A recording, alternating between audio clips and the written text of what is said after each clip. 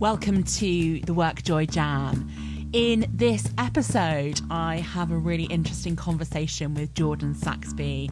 Jordan is an expert in organisations and culture, and we have a really interesting discussion about psychology and how our brains work and the neuroscience of what happens, and things like the pressure we put ourselves under versus real pressure and the difference those things can make.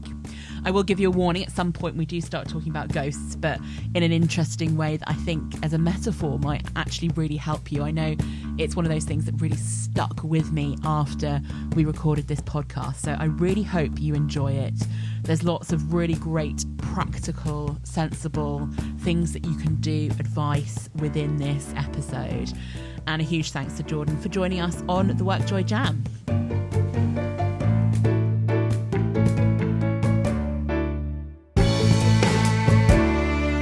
Hello and welcome to the WorkJoy Jam podcast.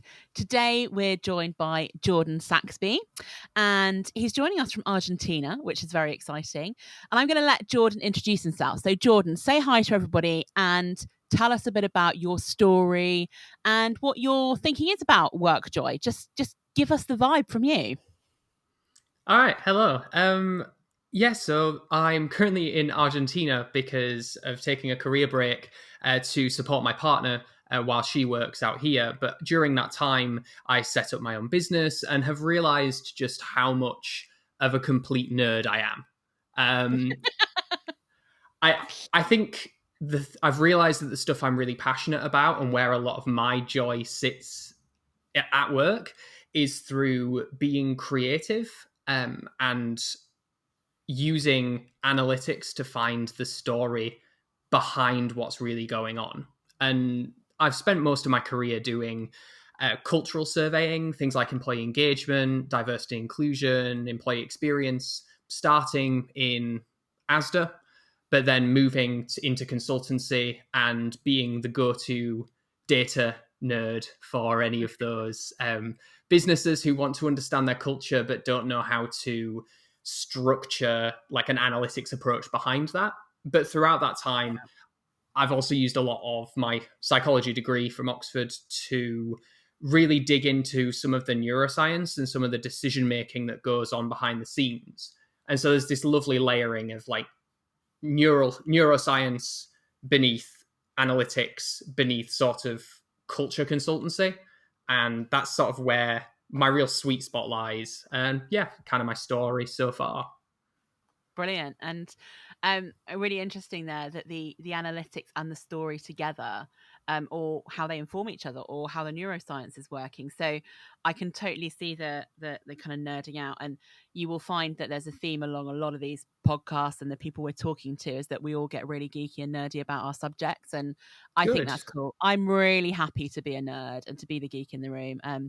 So tell me a bit more about your thinking about where you get your joy from, but also where in your area of expertise. So you've surveyed and understood what's going on in lots of organizations with probably hundreds and thousands of people, and kind of getting under the skin of motivation and engagement and inclusion and all of those things. What do you think when I say to you about like WorkJoy, and how do people get WorkJoy? How do you get it? How do you see it? And how do you see the opposite of that? Like the stuff that I call the work gloom, the things that kind of make you mad and crazy and annoyed and frustrated. Just tell us a bit about your perception and what you're seeing and what you understand in those areas. I think what really strikes me, and this is going to be something you might not expect from someone who surveys hundreds of thousands of people over their career, is it's deeply personal.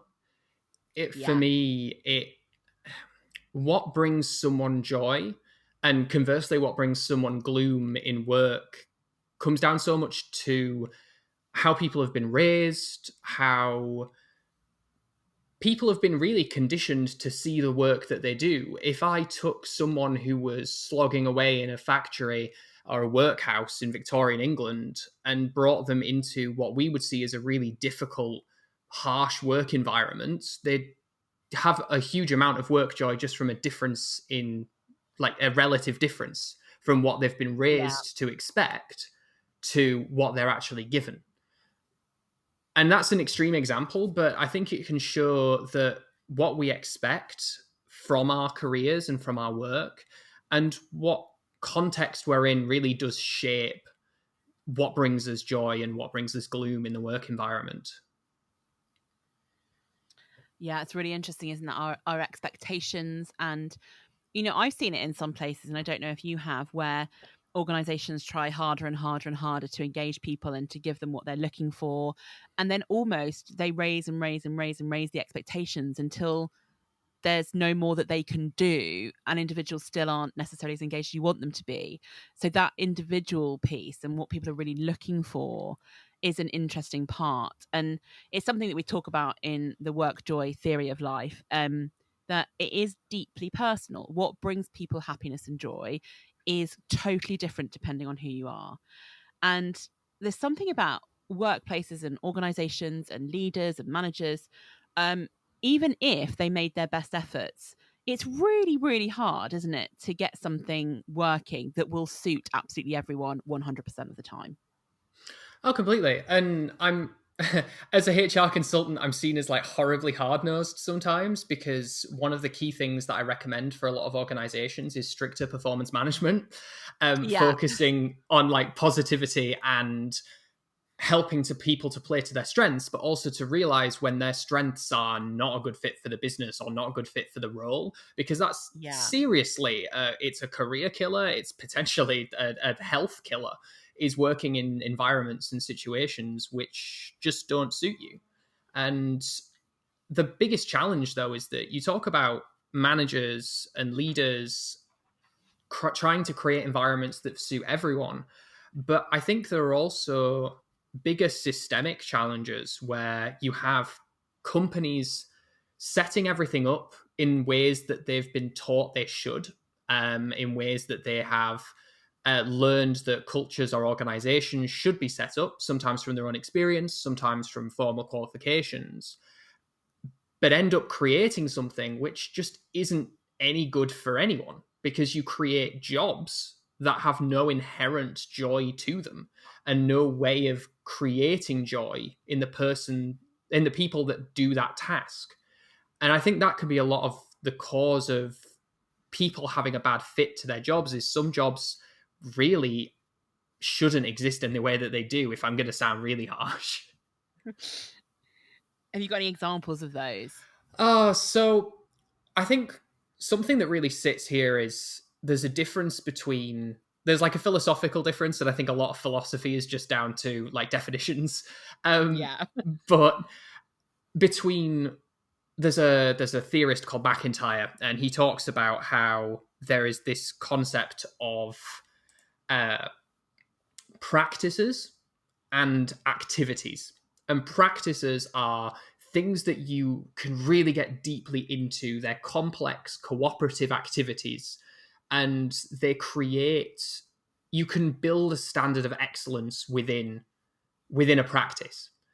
All of these they are about, say, becoming a master craftsman when you're making beautiful chairs would be fully a sort of practice in McIntyre's view. An activity is a task list. If I am Right. creating the same arm for wooden armchairs every single hour of every single day, there's no real way of getting better at that, except for like slight efficiency gains, which could potentially come at a risk to my own body and health. Yeah. Um, there's no way to turn that into a practice. It's always just going to be a task, or as sort of McIntyre calls it, an activity.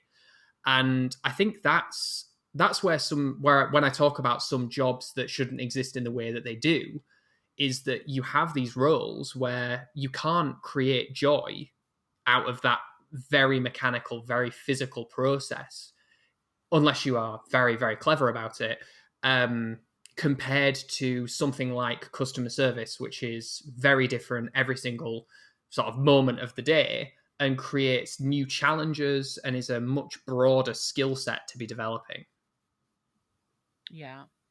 So it's more about from that example, the way I'm thinking about that, and correct me if I'm wrong here, is it's about the ability to learn and develop and improve and continually adapt and work with different people and have different experiences throughout your working day, your working week, your working month, your working life, almost. Yeah, completely. And it's about there being something inherent to the work that brings personal joy and fulfillment. That's where I think it connects into WorkJoy, is that the actual roles themselves have to be designed with that in mind first, before someone can then find their own joy in that work. And some work is going Yeah. to always be inherently more rewarding, and some work is going to be rewarding because it contributes to a bigger, wider aim. Like you could be making those wooden chair arms for a company that donates huge amounts to charity, for example. And actually, Yeah. you could feel connected to that work, and you could feel more positive and get joy in your work, not because the task is good, because it's not, but because you're part of a bigger thing.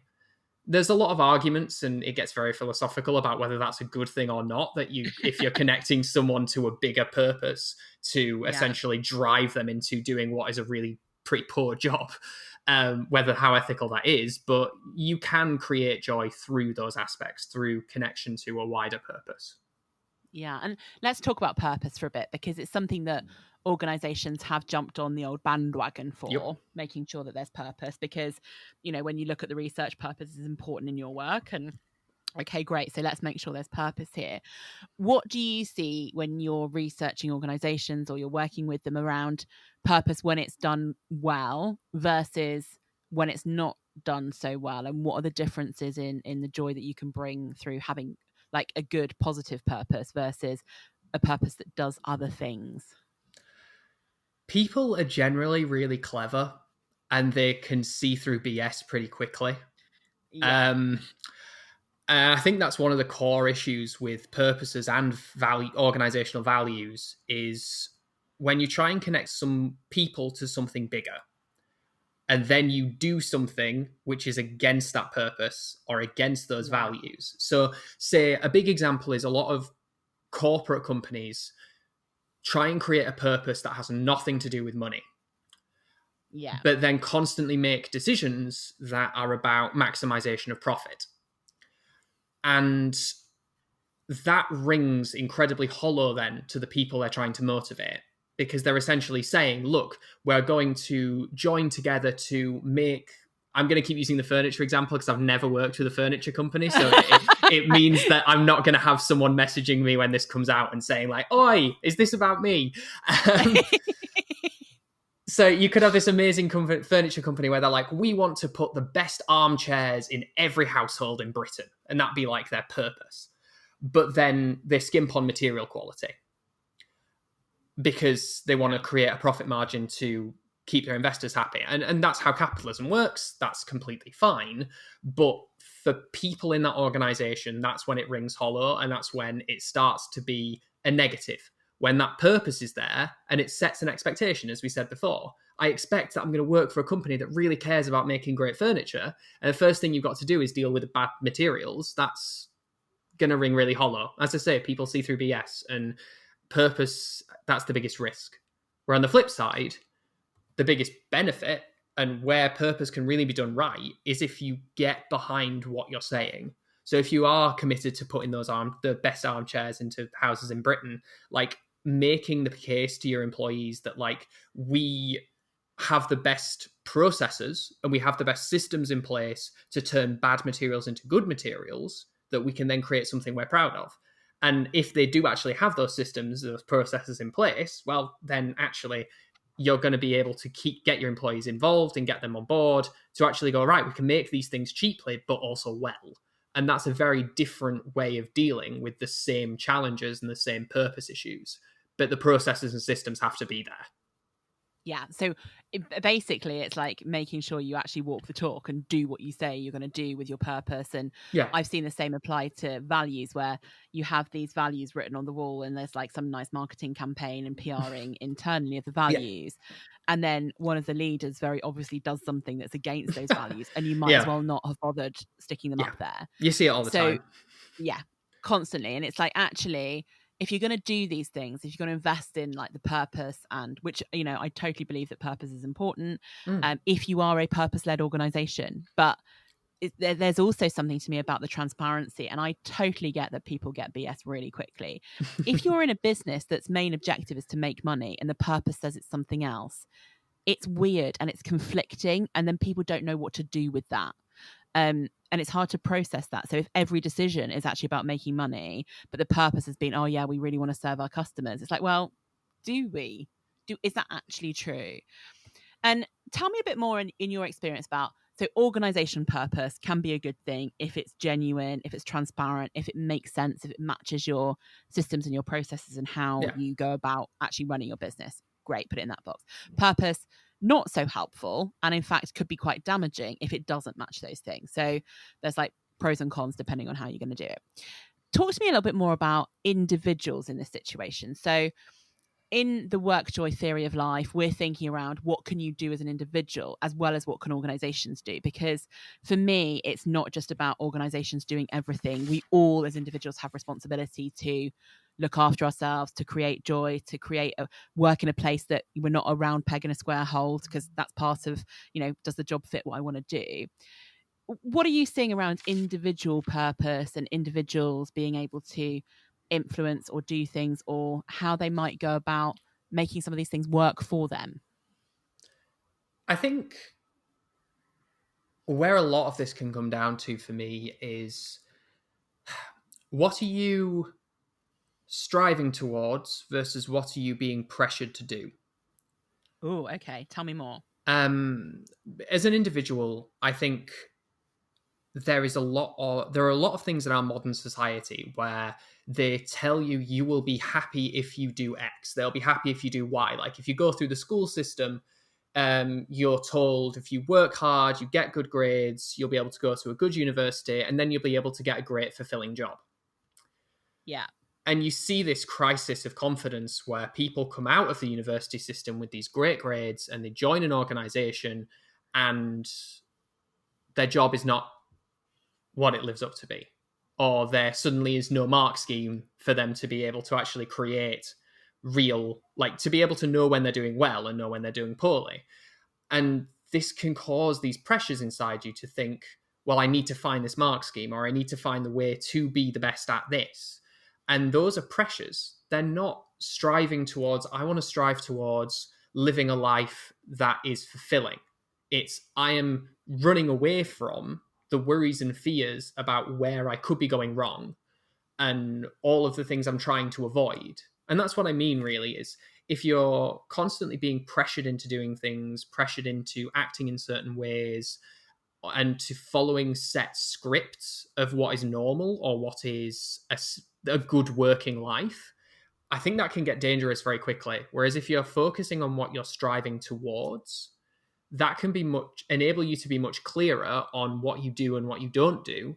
And if something goes wrong, you can see it in the context of, oh, well, I'm looking to try and get a job that I find really emotionally fulfilling. And I haven't got that interview, say, for a job that I thought was going to be great. If you were going for that interview from a place of pressure, you'd be really down and depressed because you're thinking, oh, God, I haven't achieved that. I'm a failure. Whereas if you're going to it from a place of trying to get the job that is most fulfilling, to focusing on what you're striving towards, not getting that job is a sign that that job wasn't right for you. Like Yeah. either the process for that company was so poor that you were the right person for the job and you missed out. And I bet you that's not the only process that's wrong in that company, if that's the case. Yeah. Yeah. Or you weren't actually the right fit for that job. And if you thought it was going to be amazing, if you'd have got into it by accident because you weren't the right candidate, you'd have possibly been really miserable and really unfulfilled for getting it. And that's what I mean between pressure versus strive. And I think that can be a real difference in how to find that work joy at an individual level. Yeah. I'm really fascinated by the thinking here. And one of the things that's coming to my mind is this idea that we're conditioned, or many people feel conditioned or are conditioned during their younger years into thinking that um, success in a traditional, you've got to this level, you've achieved these grades, you are at a good organization, you are in a good job. And our definition of good job, in my opinion, needs to change as to what that really means. Yes. And maybe we can talk about that in a second. But this idea that we have a very set idea of what success looks like, and that somehow by being successful will mean happiness. And Yeah. I'm not sure that our very controlled box of what success looks like is actually anywhere near what creates real happiness and joy in people. Completely. I also think you talk about success there as a controlled box, and I know it's just a line of description there, but I think it's way worse than that. Yeah, okay. I think our typical views of success are conditioned into us in very different ways. Like I've caricatured the school system there as an example, but Yeah. I don't think it's just our early years. If you have an Instagram account and you're following a set of celebrities or some sports players, they're going to be showing you a very different picture of success as the good grades system that you had in your school growing up. And if you are on LinkedIn and you're following some of these influencers and you're seeing what they're saying success looks like, or if you're sadly falling down the sort of YouTube rabbit hole of con men, all of those different views of success are Yeah. very different. And you are seeing all of these different pictures of this is what success looks like. And you're not achieving any of them. Because you're not that person, right? Yeah, You're exactly. you're an individual, and what success is like for you will be different from the next person. Yeah. But you're so right. We're so in a culture where there's a lot of people marketing themselves very visually and doing videos, selling you the next big product that will fix your Life. face or your life. And somehow, if you don't buy this, that's the marketing world. So we could go very deep into the philosophy of whether we should all be in a consumer marketplace or not. But that is what is happening, and it happens at many stages. And a lot of people that I spend time coaching or working with through workshops or in different situations are spending so much time comparing themselves to other people's versions of success that Yeah. they've totally forgotten to think about what they actually want and what their purpose is and how they can find an organization to work with. And again, let's redefine what work is as well, because that's another whole piece of thing to think about. But finding an organization to work with, or a job to do, or a freelance project, or working for themselves, or doing something that is right for them, and that their success comes from actually feeling like it's right and feeling like it's an authentic way of living and being and working. Yeah, I agree. I think one thing to just to preface part of this point of the conversation with is we're sort of talking about people who are in already incredibly good privileged positions. There are a lot of people out Absolutely. there who have to work to live, and I think WorkJoy looks very different for those people, and the steps you need to take to achieve WorkJoy looks very different for those people than it does for the sorts of the structures we're talking about here, where people are free to be able to find jobs and organizations and working for themselves in a sort of safe environment. So I think Yeah. it's important just to make that point. I'm sure other people have made the points in other podcasts as well for this, but I do think there's an aspect there. But sort of with that disclaimer aside, it's such a strength to be able to know what you want from life, and being able to keep reflecting on that, because it changes.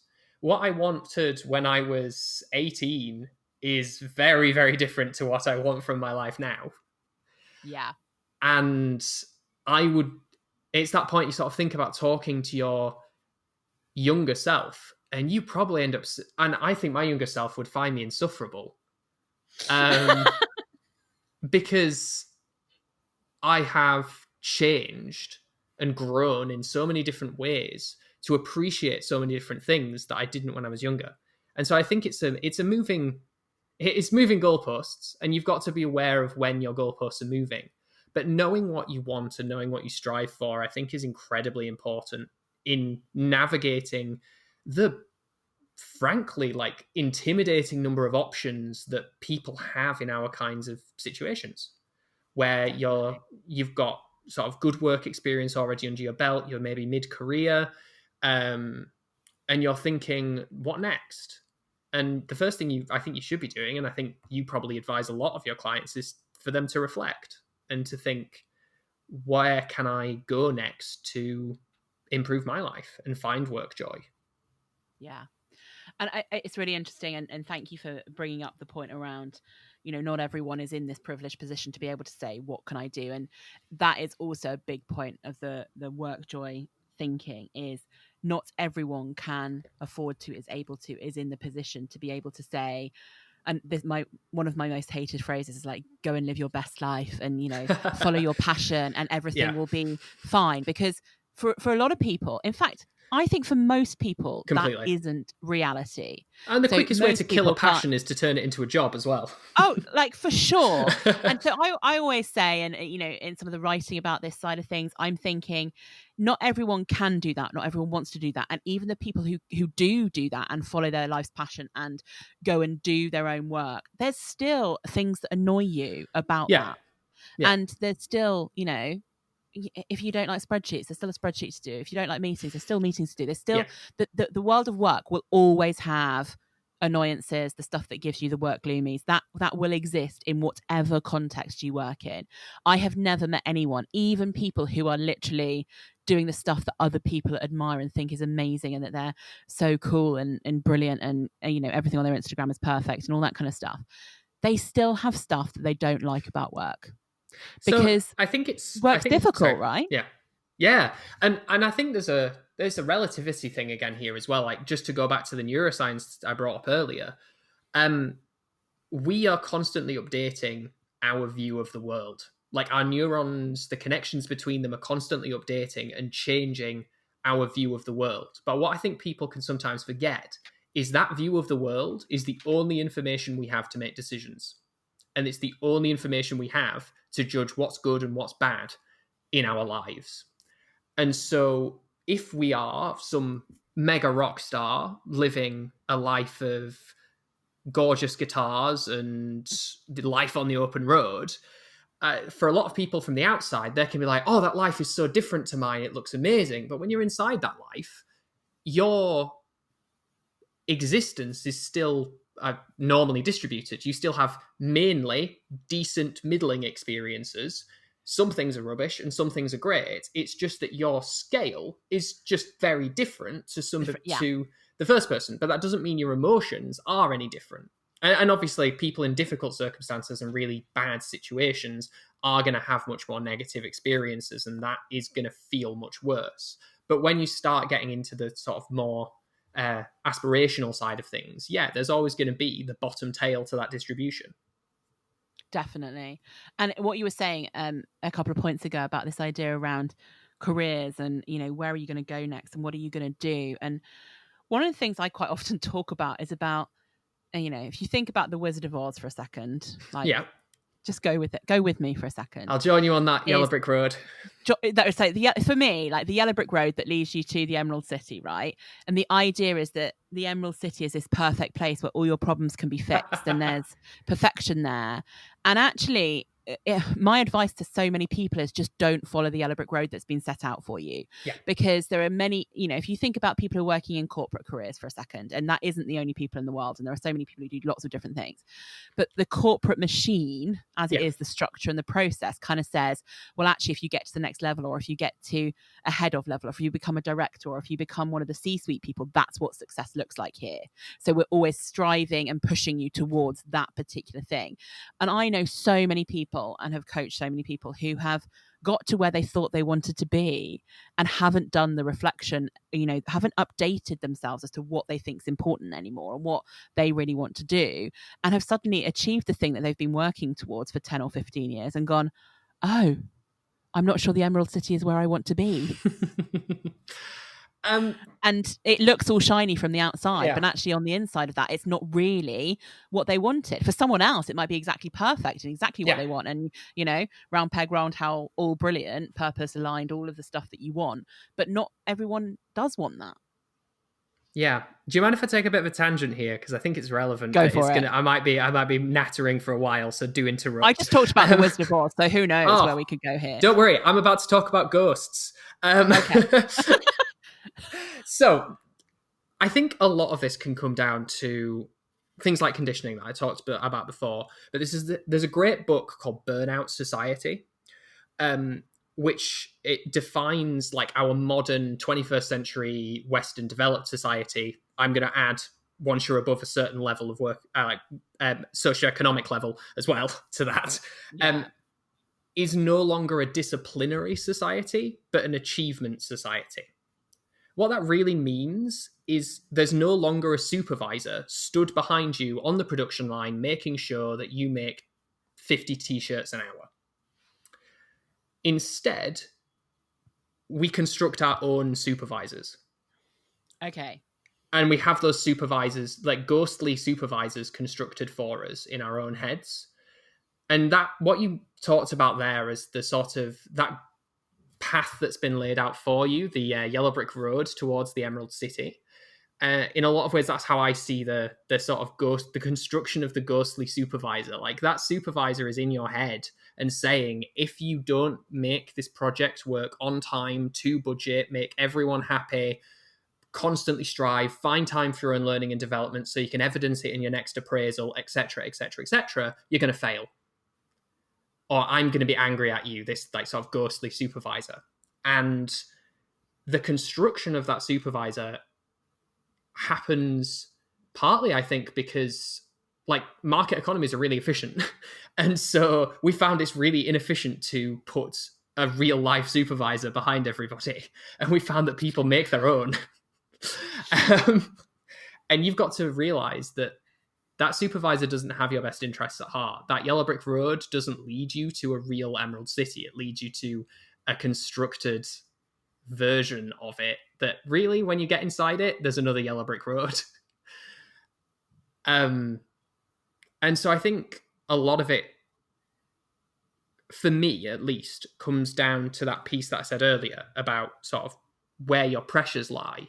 And those pressures are what create, you can visualize those pressures as this mental supervisor.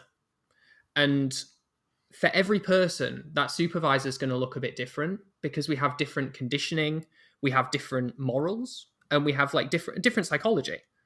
And so some of us will go into work and we'll be gloomy and we'll overwork ourselves into burnout because we've been told that working hard is what we should do by an authority figure that we respect. Or we could be overworking because we're scared of implied discipline, even though that might not actually happen. Like performance management processes are generally quite bad across the board. Or some people overwork because they don't want to drop the ball for their team or their community. Or like some people want that promotion or want to create the perfect presentation. But all of these come down to that supervisor standing behind you saying, you must do this because if you don't do this, you will fail. Or if you don't do this, something bad is going to happen. And it's creating internal damage for external reward. Oh, yeah. And I think that can be where a lot of the work gloom can come from, or is this where you're in these situations where you are, to put a blunt point on it, exploiting yourself to get something you think is going to make you happy without sitting back and realizing, why am I feeling this pressure? Why am I feeling this drive to do something? Is it because there is a future that I can see that I want to work towards? Or is it because I'm listening to that awful supervisor stood behind me in my own head? Yeah, and I often think that the things that are in your own head are far worse than reality, aren't they? Oh goodness, yes. Our brains are cyclical. Like our brains are cyclical. They every time we think something, it starts a cycle. And that's I'm motioning as if you can see me. It I'm starts a imagining it. yeah, it starts a cycle. So the thought operates as a thought. You think it, it usually drives your behavior at the specific moment. So say, for example, you think, oh, I'm gonna get shouted at if I get this wrong. That thought happens. But what it also does is it sends a smaller signal back to the front of your brain. And that part, well, the front of your processing, the part that understands the world, the part that is in charge of perception. And that tiny signal alters how you view the world to make it to make you slightly more ready to see someone about to shout at you for getting something wrong. And so if someone sighs in a meeting, but you're already thinking, oh, if I get something wrong, someone's going to shout at me, you interpret that sigh very differently to if you haven't already had that thought. And so every single time you think these things, and if you let them get their grasps in your mind, they change your perceptions of the world, which of course then makes you think the thoughts again, which changes your perceptions of the world again. And that's what I mean when I say thinking is cyclical. It's like the cycle of doom, though, isn't it? It's like it gets worse and worse and worse until suddenly you've blown everything out of proportion. Yeah, and that's the thing, is that a lot of the time it is about blowing stuff out of proportion. And I think that's where, it's what can feed that ghostly supervisor, where every single, you're essentially thinking, this bad thing's going to happen, this bad thing's going to happen, and they're going, yeah, it is going to happen. Work harder, work harder, work harder. And you don't stop and think about what's actually important. Yeah. So I totally think I have my own ghostly supervisor. I'm picturing my ghostly supervisor now, which is also hilarious because I actually work for myself. So my supervisor is definitely me, but my ghostly supervisor definitely exists and like taps me on the shoulder and says, you should be working harder. Yep. And all the things that are, all our worries and things come into that. So really interesting. And I'm interested in everything you said so far. But what I'm also keen to do is to not just paint like a picture of, oh, there's lots of doom and gloom that could go on in the world, and there's all these things that can all go wrong. Sorry, I'm possibly the wrong person to talk to. No, what I'm going to do now is I'm going to dig us out of this like cycle of doom, and I'm going to say, so if this is the world as it is, and we know it is, and different people experience this in different ways. So some people might feel some of the pressure from the work environment more. Some people might feel the pressure from a home, because there's like work goes on not just at work. If you're in a traditional job, work also goes on when you've got work to do at home and life admin and all these other things that you have to do, and parenting and caring for other people and all that kind of stuff still for me counts as some kind of work. Completely. So I'm sitting here thinking, if these structures and processes and ghostly figures exist, if we've been conditioned into these ways, what practically could people do? So I've got individuals listening to this podcast thinking, okay, yeah, I agree, I do definitely have a ghostly supervisor, I have these things that go on, I have been conditioned to think that the Emerald City is the place I want to go when maybe it isn't. What are some of the things that individuals can do to maybe interrupt some of those patterns, to think about changing some of their thinking, to maybe reset their mindset in these areas? What are your practical things? Actually, it's quite nice. I do have some positive messages. That's good. Thank you, Beth. I told you I'd bring us back round. Perfect. Yeah, this is why you're running the podcast. I think there are 2 or 3 things, and they're all super easy. I love that. The easier, the better, because we'll actually do them if they're easy. Yeah. And I think that's the only way that we get stuff done. The first one is reflection.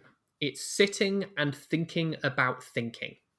So if you find yourself in a really bad emotional space and thinking, oh, this is all terrible, it's all going to go wrong, stopping, getting yourself out of your specific situation, so removing all of those environmental contextual cues, if that's going for a walk, if that's even just going to the loo, and it's taking that moment to think, why am I thinking this way? And you might not have all the answers, but not to think, why am I feeling stressed? Oh, it's because of these 20 different million things that I've got to do.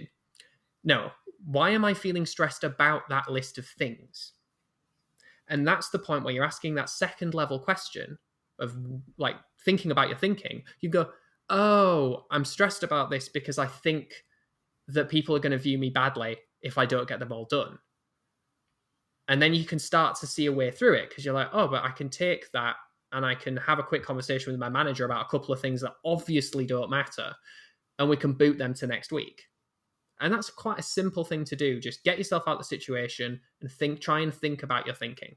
And that's all Yeah. it takes to disrupt it. Like I talk about this cyclical process, but there's a bit of our brain which is essentially like conscious control, like it's like command center, and they can come in and change any of it.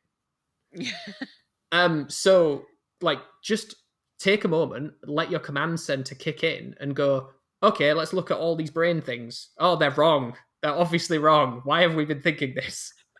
Yeah. um, And it's so that I like that idea of that second level question. So it's yeah, easy to look at your to-do list and go, I'm stressed because I've got a big to-do list. exactly. But actually, on another day, you might not be stressed by that to-do list because you might be excited by it, or you might be really into Yeah. what you're doing, or it just doesn't feel like that day. So you have to kind of dig a bit deeper than Mm. just the initial thinking. Yeah. The second small thing is thought recording.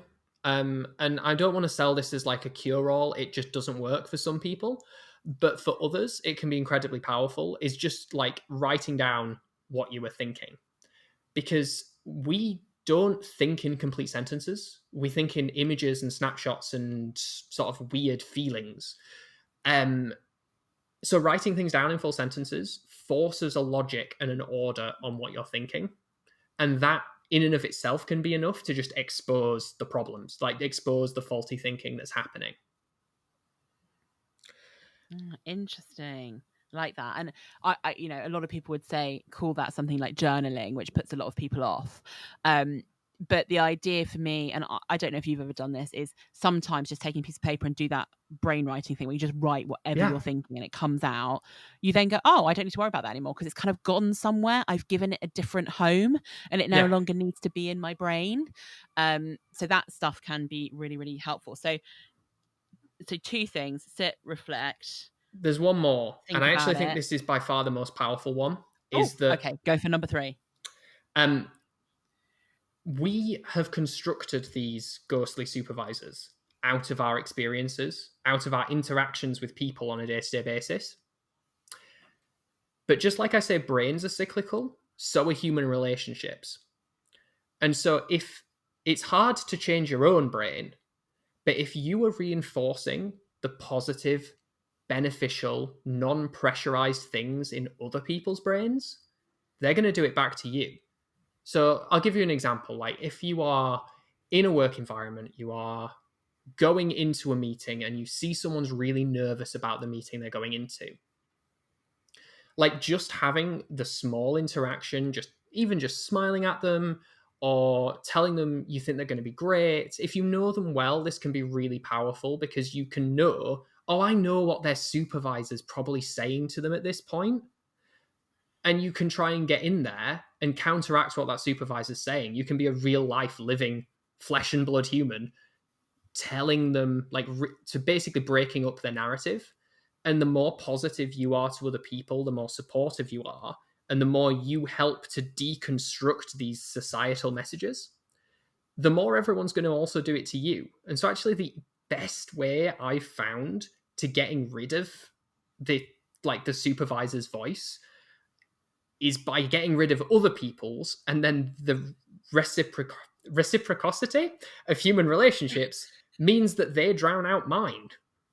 And it Yeah. might be a really, I don't know, I don't want to make it sound like it's a selfish approach, because really the best benefit is that I'm super powerful in being able to help other people not feel this rubbish. But then there is a slight benefit that you get some of it back as well. Definitely. And a big part of the WorkJoy theory is that reciprocity is an absolute fundamental human thing to give you joy. Yeah. So, all of the research says the more you give, the more joy you feel versus take. And the thing about having the right people in your squad, if you're the person who's helping other people to get rid of their ghostly supervisor, helping them to feel more joy, talking them through things, being that person that listens or supports or enables them to do stuff, you also have to listen to your own advice because you're saying it out loud and your brain is processing your own advice Yeah, in completely. some way. So it helps. And someone I heard once speaking, and I was really interested in what she had to say. She said that your brain doesn't listen until you say something out loud. Like it really needs to hear that.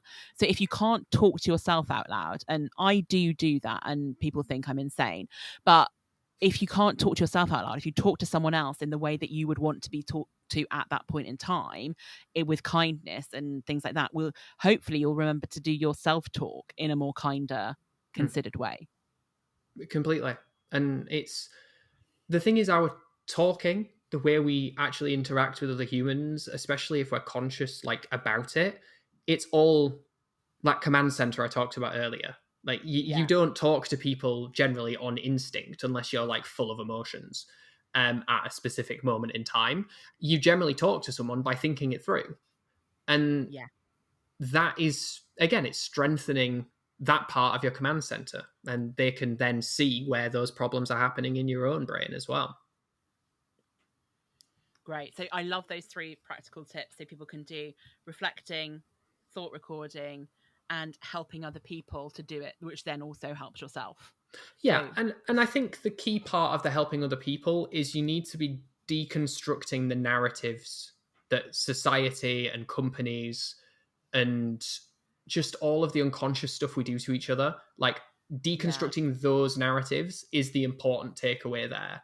It's not just about being nice to people, or it's about helping them to see that what they are worried about is not actually going to be as bad as they think it is, or because this thing about society is rubbish. Um, like and we've made that bit up. yeah, and it's one thing that I've been really sort of blown away with the sort of WorkJoy concept is that it essentially is you baking that into your everyday and into other people's everydays. It's deconstruction of that narrative, realizing that yet telling people that the Emerald City is not the perfect place they want to be, and that sometimes you just forge your own path is it's an excellent when it's said in the ways that it sounds like you say it's very much that third thing I was talking about, just helping people to disrupt the narratives that have been constructed for them by a society that's running away a lot faster than our monkey brains can keep up. Yeah, our brains aren't ready for the society we live in, are they? We can't quite get there. Thank you so much for sharing all your thoughts with us. It's been really, really interesting to have the conversation with you. I've got some quick fire questions if you're happy to Yeah, finish off hit with a me. few quick fire ones.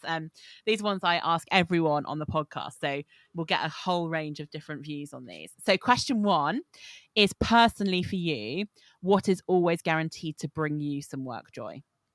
The moment when I see the pattern behind the data, when suddenly a story emerges. Oh, so like when you have that like moment where everything comes together and you understand the data and what it's telling you. Exactly. I love that. Cool. Um, Number 2, what book are you currently reading? Um, I'm currently reading Danubia, which is a history of the Austro-Hungarian Habsburg Empire, which is very different to my normal reading, but the actual narrative, like voice it's written in, is as if you're sat in an old family friend's like study in armchairs, and they're just like sort of a very kindly uncle is just talking about their journeys through Austria and Hungary and the sort of surrounding areas. So it's got a really nice style to it, which has meant that what could be a really dull history book has been made incredibly personal. So it's been quite a fun read. It's been a long one though. That's great. And it's interesting, isn't it? Sometimes we're reading stuff that isn't necessarily what we would expect to be reading, and having something a Mm, bit different can be quite a nice yeah. thing to work on. I am also Okay, question. rereading Sandman by Neil Gaiman, which is much more on brand. Okay, So, much more in your zone. yeah. Question 3. What is the best or most useful piece of advice that you've had that you always come back to? Um, I've talked about it a lot in this actually, but it was when my therapist turned around to me when I was recovering from like a sort of panic disorder, who said like the actions you're taking aren't the issue, the pressure you put yourself under is. Oh, can you say that again for me? Because I think we need to hear it again. It's all right. The actions that you're taking aren't the issue. The pressure you are putting yourself under is. That is really good advice, isn't it? Yeah, it's almost like, she's trained to do that. Well, yeah. I mean, obviously, that's the purpose of her role, and Yeah. but being able to take that, and I can see so many different situations where you could take that advice and use it. And Yeah. Again, I always think that good advice is then passed on to other people. So Gorgeous. perhaps via this podcast, we pass on some good advice. Yeah. Question 4. You've probably already given us some of these in your kind of tips and hints, but so give us one really practical bit of advice to our listeners here, something that they could go and do right now or tomorrow or the next day that would give them a bit more joy in their life. Oh,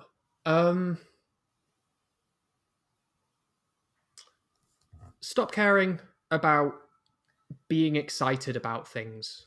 Like, if you really love like baking, or if you really love playing wacky indie role-playing games, or if you really like listening to Celine Dion every weekend, like, be excited about that and be excited about talking about that.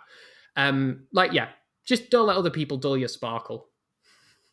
I like that. Yeah. And I always think I'm a person who personally, I'm really happy with being a geek and being a bit weird. And I've just kind of come to accept that in myself and love it. And that also is like living authentically for me. Like, if I want to nerd out about something, I'll nerd out about something, and other people don't have to love what you love. Completely. And it's okay to have those different things. So don't dull your sparkle. Slightly selfish from me as well, because one of my favorite experiences is just listening to someone talk knowledgeably about something they're passionate about. And like, I don't like crocheting, but I could listen to a crocheting expert talk about crocheting for quite some time. Because it's the person you're interested in, the passion behind it versus the actual subject. Exactly. Yeah, so just be interested in that stuff. Cool. Yeah, basically, nerds, we want to listen to you. Don't stop yourselves being nerdy. Final question from me is, where can people find out more about you or get in touch with you or just, hear more from you? So there's 2 strands. The first one is through my LinkedIn profile. And that's probably the best way to get in touch with me. And emails to me directly work as well at jordan.insightfulplay@gmail.com. The second strand is very different, but one of my sideline activities is I design tabletop role-playing games. And so I can also, if that's the sort of thing you're into, I would also recommend going to, just pulling up the web address now, systemxemotion.itch.io for some strange little games about going on journeys down towpaths and all of that nonsense. Very different vibe, very different pitch for the end of this kind of podcast, but I think it's always good to celebrate the outside things we're doing as well as just the core. Definitely. So the side hustle, the sidelines, the things that you do for joy and excitedness versus the things that you do in your paid work or your job that has a more traditional aspect to it. So I love that. Exactly. I'm totally going to have a look because it sounds like lots of fun.